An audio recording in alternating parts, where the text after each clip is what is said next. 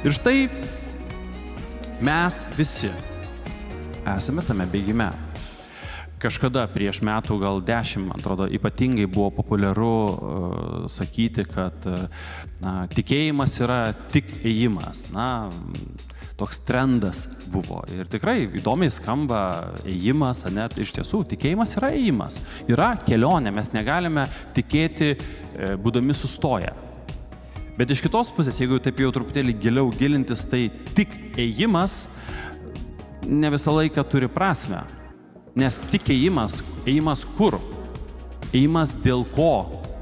Ėjimas su kuo? Mūsų atveju yra labai svarbu, kad tai būtų ne tik ėjimas, o rungtynėse galima sakyti ne tik bėgimas. Paulius, pavyzdžiui, savo laiškose dažnai kalba apie tą bėgimą, nes laikas, sako, trumpas.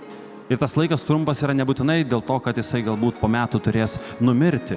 Ir 50 metų laikas yra trumpas. Tie, kurie jau sulaukėte ten 50 arba 70, žvelgiat atgal ir suprantat, wow, kaip greitai prabėgo laikas, nors atrodė ten iki tų 70 ar 80 dar tiek begalė laiko, dar galima atsipalaiduoti, jie staiga paėmė ir atėjo.